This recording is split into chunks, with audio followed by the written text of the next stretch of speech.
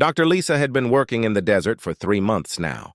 Every day, she would wake up before sunrise, grab her coffee, and head to the dig site. She loved her job as an archaeologist, but lately nothing exciting had happened. Just broken pottery pieces and old coins. Nothing that would make headlines or change history books. Today felt different, though. The morning air was cooler than usual, and something told her to check the new section they had started digging last week. As she walked toward the freshly excavated area, her assistant Jake called out to her. "Doctor, you need to see this right away. We found something really strange down there." Lisa hurried over to where Jake was standing. He pointed toward a hole in the ground that led to what looked like an underground room.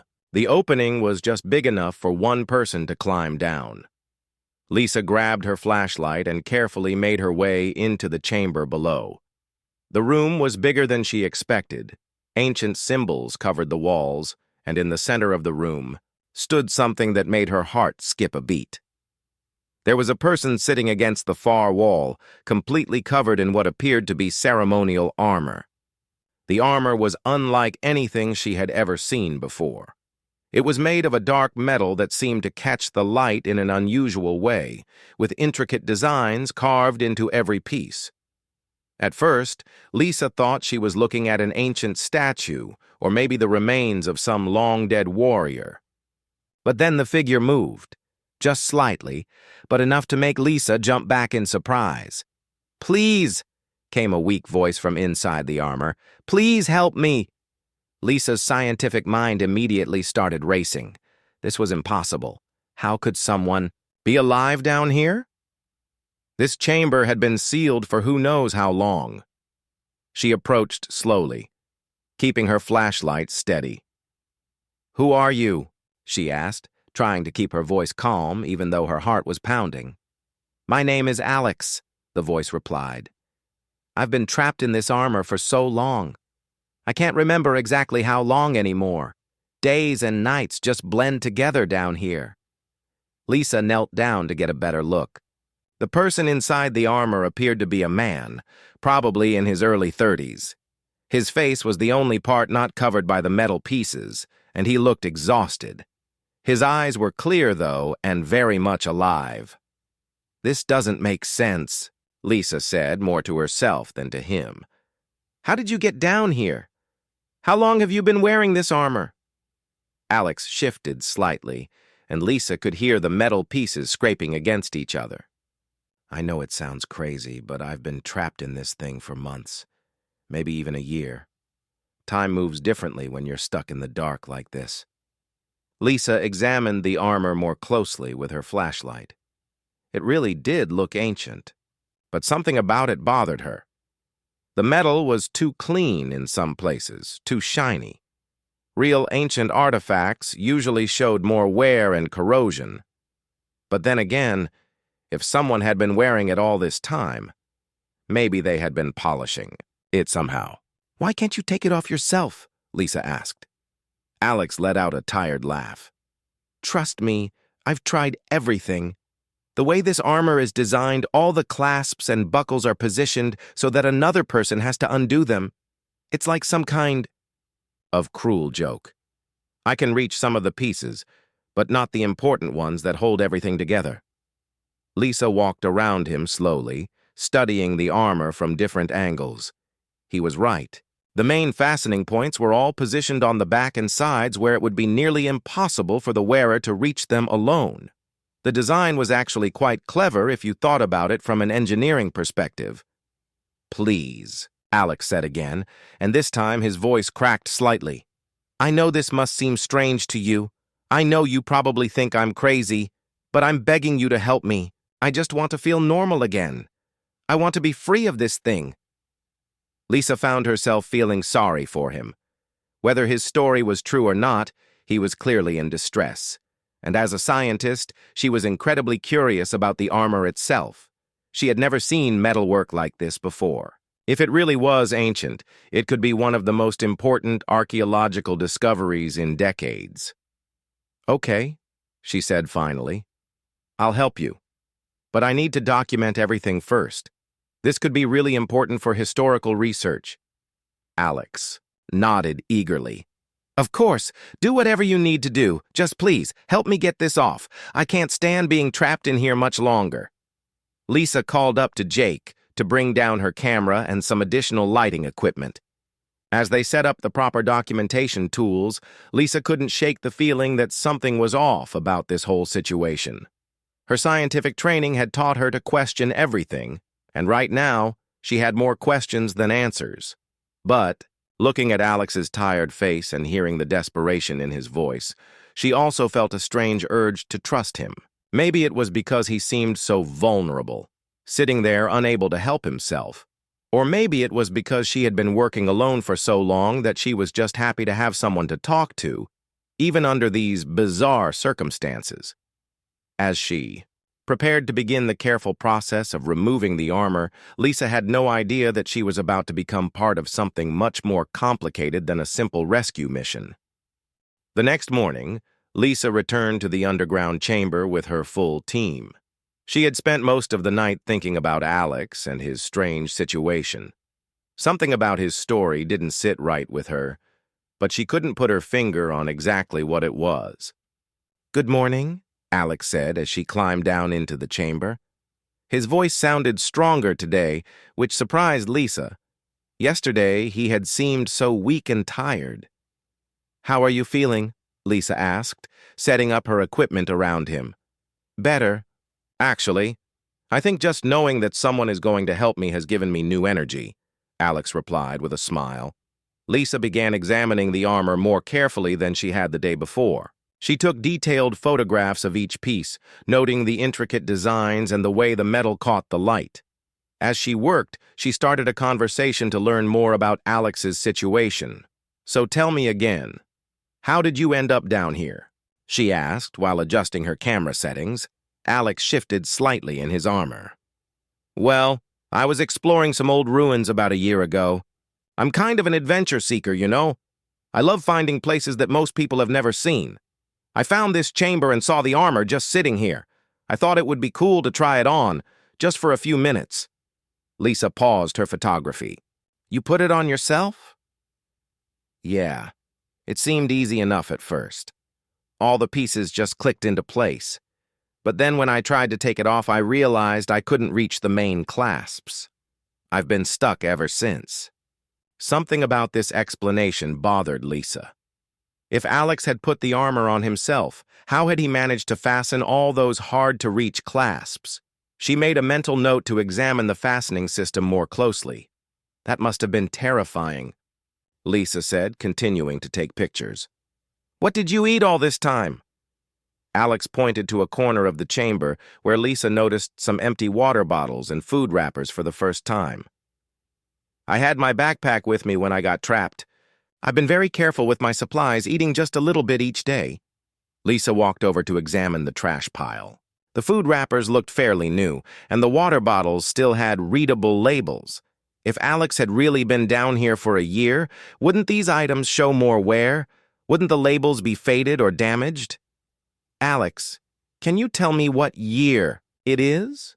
Lisa asked casually.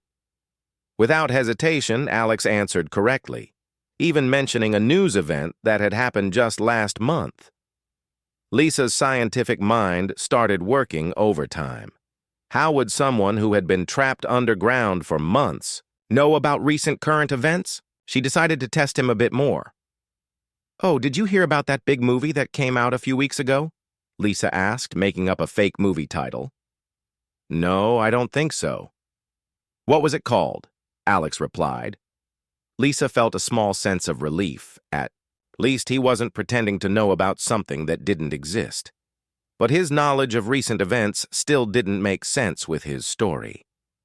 As she began the delicate work of removing the first pieces of armor, Lisa found herself standing very close to Alex. The work required her to lean in, to carefully examine each clasp and buckle before attempting to unfasten it. She could smell his cologne, which seemed surprisingly fresh for someone who had been trapped for months. "This is really kind of you," Alex said softly as Lisa worked on a shoulder piece. "I know this must seem strange. Most people would probably just think I'm crazy and walk away." "Well, I'm a scientist, Lisa replied, focusing on a particularly tricky buckle. Strange things interest me more than they scare me. Alex laughed gently. That's what I was hoping for. Something about the way he said that made Lisa look up at his face. There was something in his expression that she hadn't noticed before. A sort of calculating look that disappeared as soon as their eyes met. What do you mean by that? Lisa asked. Oh, just that I was hoping someone like you would find me eventually. Someone smart and curious, not someone who would just run away, Alex explained quickly. Lisa continued working, but her mind was racing. The more time she spent with Alex, the more questions she had. The armor was beautiful, but some of the metalwork looked too perfect, too new. The way the pieces fit together was impressive, but it reminded her more of modern craftsmanship than ancient techniques. And then there was Alex himself. For someone who had been trapped and isolated for months, he seemed remarkably well-adjusted. He made jokes. He seemed genuinely interested in her work, and he had a way of making her feel comfortable despite the strange circumstances. As Lisa removed another piece of the armor from his arm, she noticed something else. His skin underneath looked healthy and clean. There were no signs of sores or irritation that you would expect from wearing metal armor for such a long time. Alex, can I ask you something personal? Lisa said as she worked on the chest piece. Of course. Don't you have family or friends who would have been looking for you? If you've really been missing for months, wouldn't someone have reported it to the police? Alex was quiet for a moment. I'm kind of a loner, he said finally. I travel a lot for my work, and I don't stay in touch with people very regularly. It's not unusual for me to disappear for months at a time. What kind of work do you do? Lisa asked. Another pause. I'm a freelance photographer. I specialize in documenting abandoned places and historical sites. Lisa nodded, but something about his answer felt rehearsed, like he had prepared for this question. As the day went on and Lisa removed more pieces of the armor, she found herself caught between her growing doubts and an unexpected feeling of connection with Alex. Despite her suspicions, she genuinely enjoyed talking with him. He was intelligent and funny, and he seemed genuinely interested in her work and her life. But her scientific training kept nagging at her. Too many things didn't add up. The armor, the timeline, his knowledge of current events, his surprisingly good health. Lisa began to wonder if she was being played somehow. Yet every time Alex looked at her with those grateful eyes, every time he thanked her for her help, she found herself wanting to believe him. Maybe she had been working alone for too long. Maybe she just wanted to trust someone, even if the circumstances were strange. As the sun began to set and Lisa prepared to leave for the day, she realized she was looking forward to coming back tomorrow. Not just to solve the mystery of the armor, but to see Alex again. And that realization worried her more than all of her other doubts combined. Lisa couldn't sleep that night. All the little details that had been bothering her kept running through her mind like a movie on repeat. She kept thinking about Alex's clean skin, his fresh cologne, and the way he seemed to know exactly what to say to make her feel comfortable. At 3 in the morning, she gave up on sleep and went to her laptop. She decided to do some research. If Alex was really a photographer who documented historical sites, maybe she could find some of his work online. She searched for photographers with his first name who specialized in abandoned places and historical documentation. She found several, but none of them looked like the Alex she had met. Then she tried different combinations of search terms, looking for any mention of someone going missing at archaeological sites in the past year. Nothing. But then, almost by accident, she stumbled across something that made her heart sink. It was a blog post from 2 years ago titled, "The Armor Trick That Fooled Everyone." The post was about a street performer who used an elaborate suit of armor as part of his act. The performer would pretend to be trapped in the armor and ask passers-by for help removing it. Lisa's hands were shaking as she read the details. The blog described how the performer used the intimate nature of armor removal to create emotional connections with people. He would target women who seemed lonely or vulnerable and use the situation to get close to them. The worst part was the photos. The armor in the blog looked almost exactly like the armor Alex was wearing. Lisa stared at her computer screen, feeling like an idiot. How could she have been so blind? All the warning signs had been there, but she had ignored them because she wanted to believe Alex's story. Because she had enjoyed having someone to talk to after months of working alone. She printed out the blog post and several of the photos, then tried to get a few hours of sleep before heading back to the dig site. She needed to confront Alex, but she also needed to be smart about it. If he really was running some kind of scam, she didn't know what else he might be capable of. When Lisa arrived at the chamber the next morning, Alex greeted her with his usual warm smile. "Good morning, Lisa. Ready to get more of this armor off me today? I have to say I'm starting to feel like a new person already." Lisa set down her equipment and pulled out the printed blog post. "Alex, I need to ask you about something." She handed him the paper and watched his face carefully. For just a split second, she saw something flash in his eyes. Surprise, maybe. Or panic. But then his expression returned to normal. "What is this?" he asked, looking at the paper. "It's about a street performer who used armor exactly like yours to trick people. The blog is from 2 years ago, but the armor looks identical to what you're wearing." Alex was quiet for a long moment. Lisa could practically see the wheels turning in his head as he tried to figure out what to say. "Lisa, I know how this must look," he said finally. "But I promise you, I'm not that person. Maybe this performer bought his armor from the same place I found mine? Or maybe it's just a coincidence?" "A coincidence?" Lisa's voice was getting louder. "Alex, your story doesn't make sense. You know about current events that happened after. You were supposedly trapped. Your food wrappers look brand new. You smell like you showered this morning. And now I find this blog about someone doing exactly what you're doing." Alex sighed deeply. "Okay, you're right.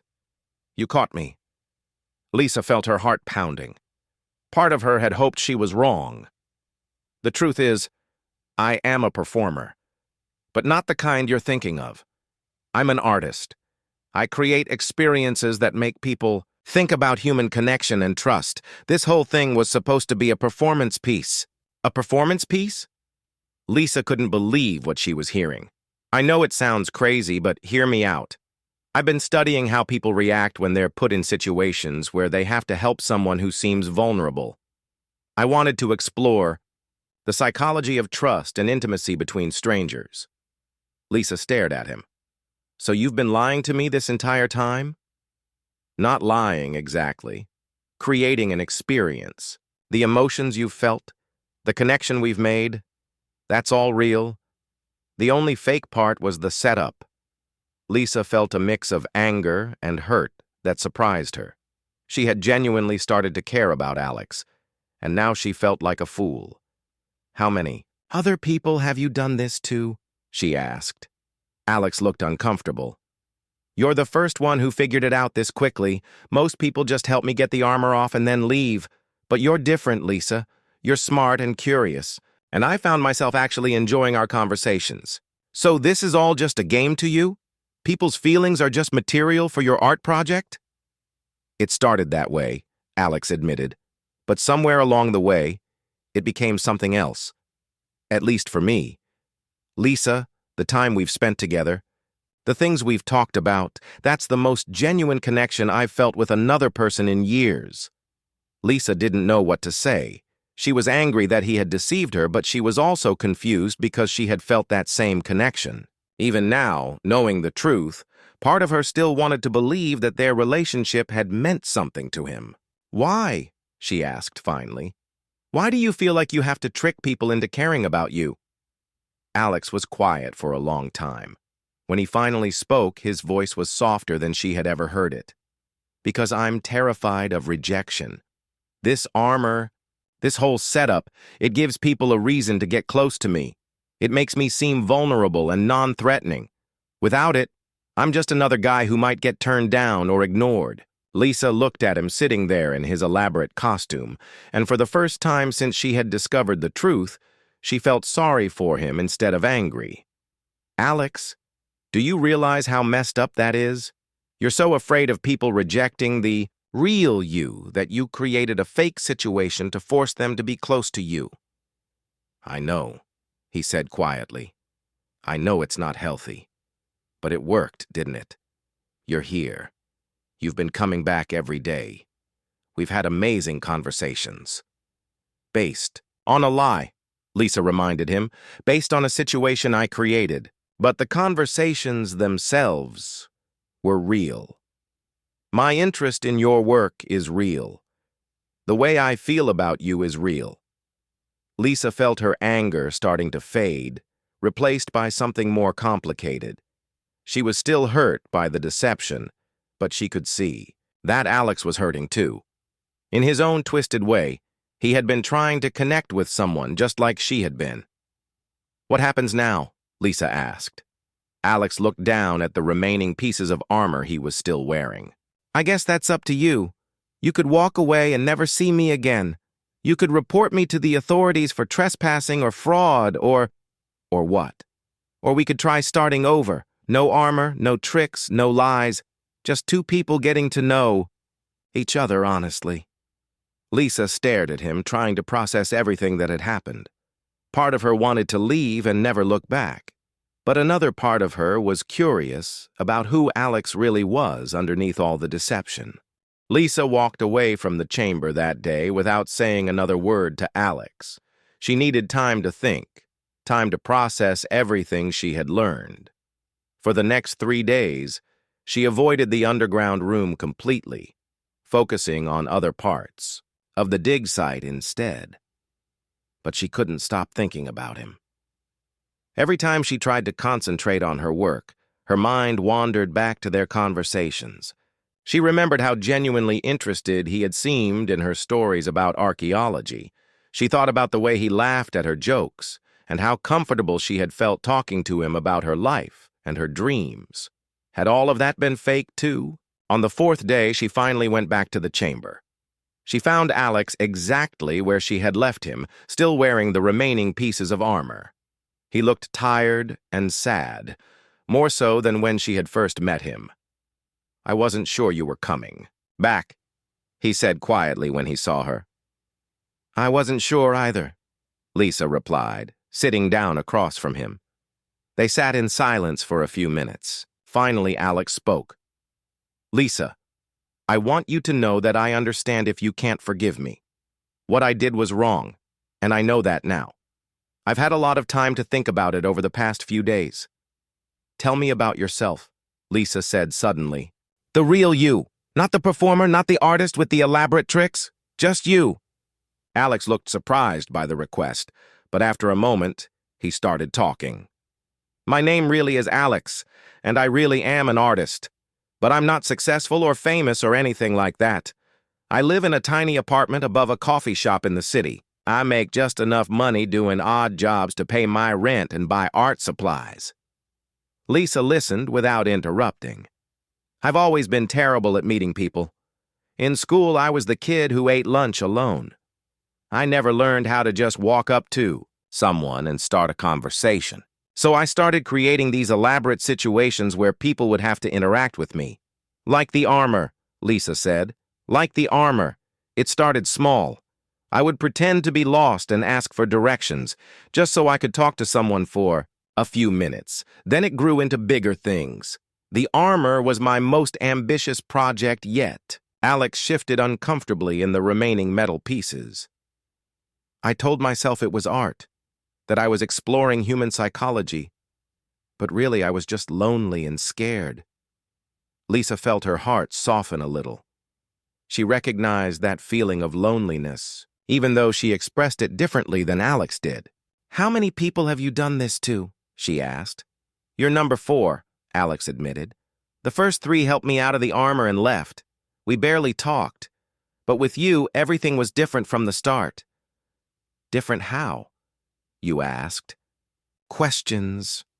You were curious about the armor itself, not just about helping me. You treated me like a person, not like a charity case. And when we talked, it felt like you actually cared about my answers. Lisa thought about this.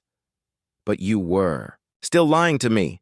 About the situation, yes, but not about anything else. When I told you I thought you were brilliant, I meant it. When I said I enjoyed our conversations, that was true. When I laughed at your stories, it was because they were genuinely funny. Lisa stood up and walked around the chamber, looking at the ancient symbols on the walls. Alex, can I ask you something? Of course. Why didn't you just try being yourself? Without all the tricks and elaborate setups? Alex was quiet for a long time.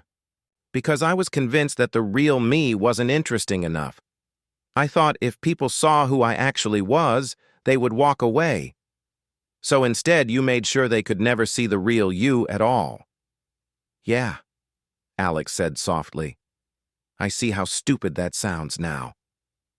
Lisa turned back to face him. What if I told you that the conversations we had were the most interesting part of this whole experience for me?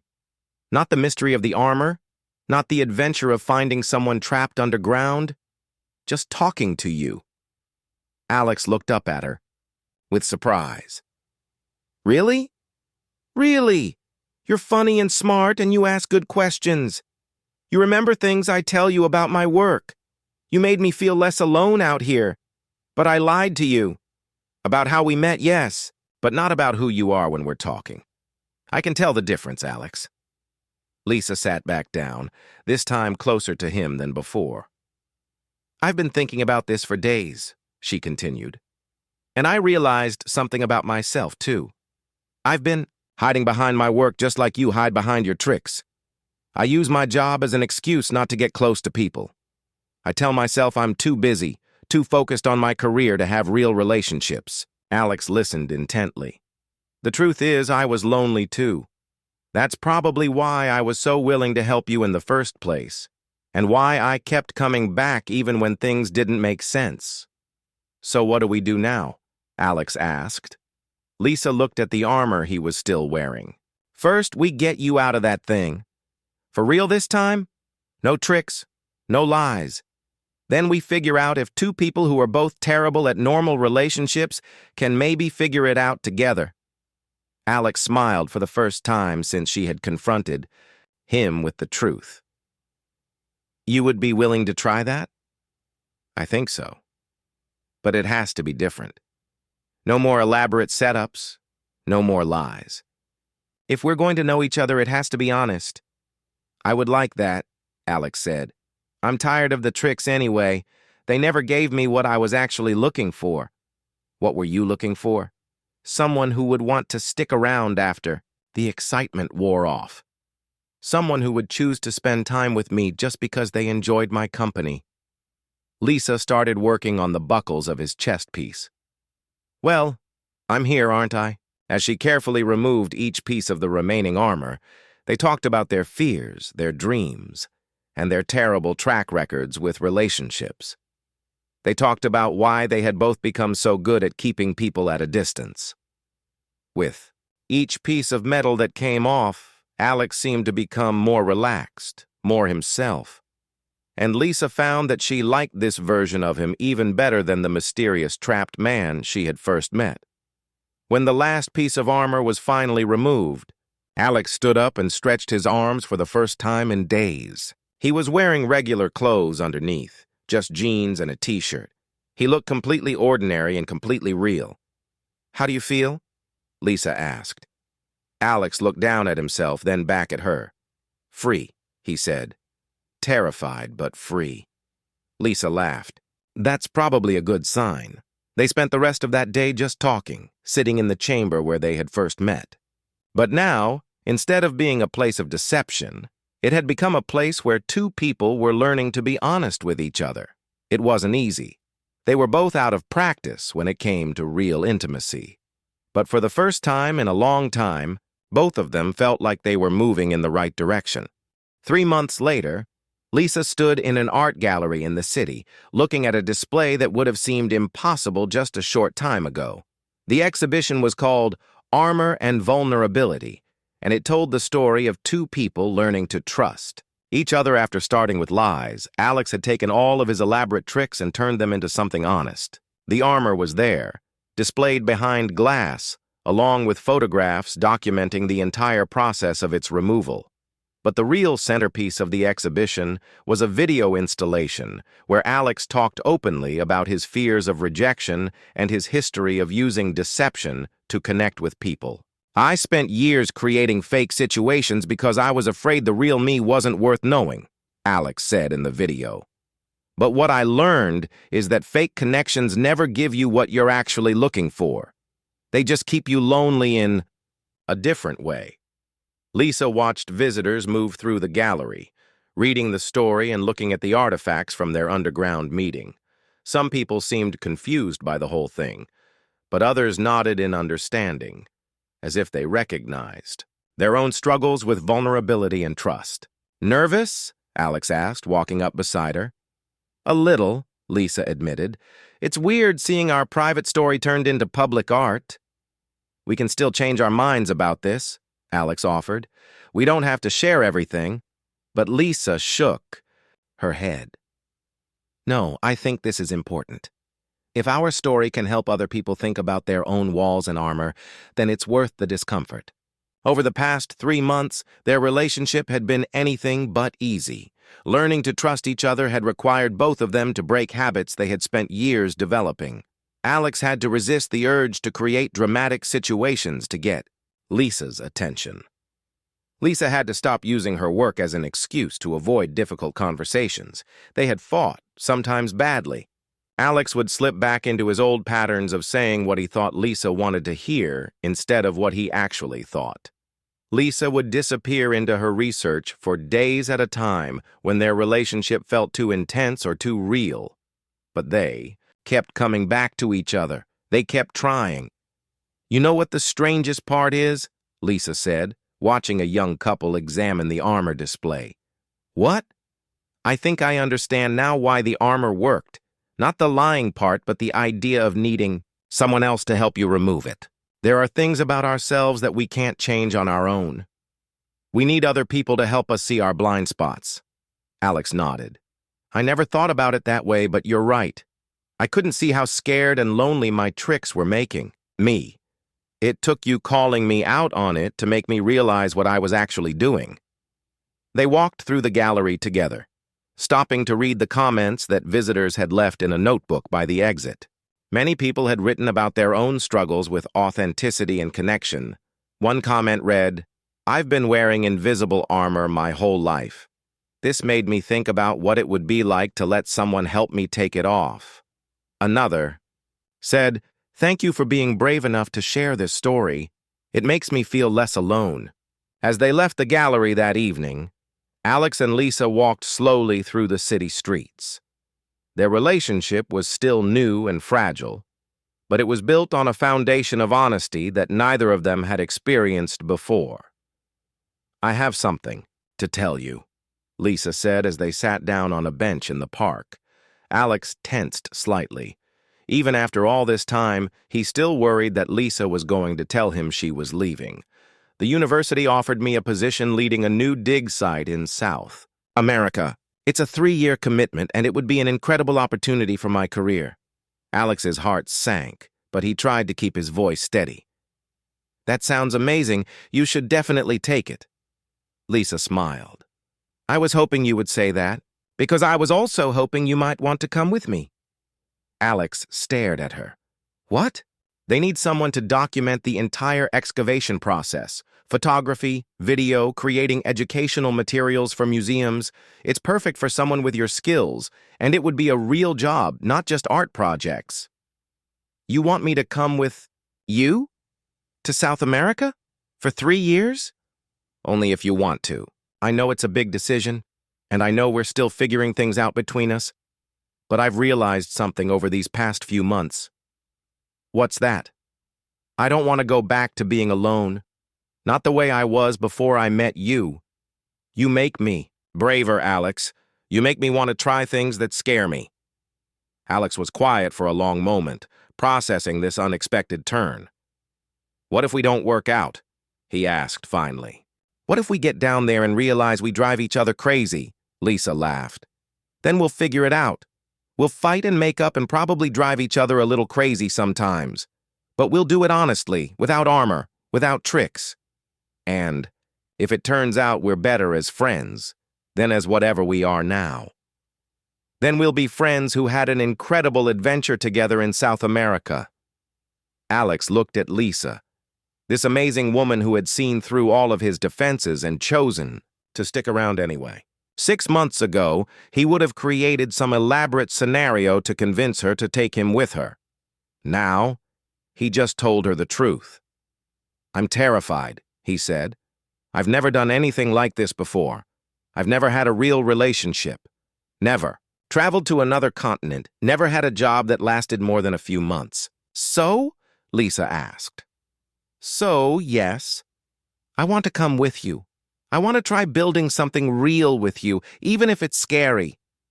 Lisa leaned over and kissed him, right there on the park bench with people walking by and car horns honking in the distance. "Good," she said when they broke apart. "Because I already told them you were coming." Alex laughed, a real laugh that came from deep in his chest. "You were that sure I would say yes?" "No. I was that sure that if you said no, I would have to find a way to change your mind. And I've learned a few tricks about persuasion from this guy I know." They sat on the bench for a long time that night, making plans and talking about their fears and dreams. The conversation wasn't always easy, but it was honest. They disagreed about some things, worried about others, and got excited about the possibilities ahead of them. As they finally walked home together, Alex realized that this was what he had been looking for all along. Not someone who would be impressed by his elaborate tricks or feel sorry for his fake predicaments. Just someone who would choose to be with him day after day, armor off, guards down, exactly as he was. It had taken a fake trap to teach them both about real freedom. And while their story had started with deception, it was ending with the kind of truth that most people spend their whole lives searching for. The armor was behind glass in a museum now, but what they had built together was still growing, still changing, still real. And for the first time in their lives, both Alex and Lisa were brave enough to let it.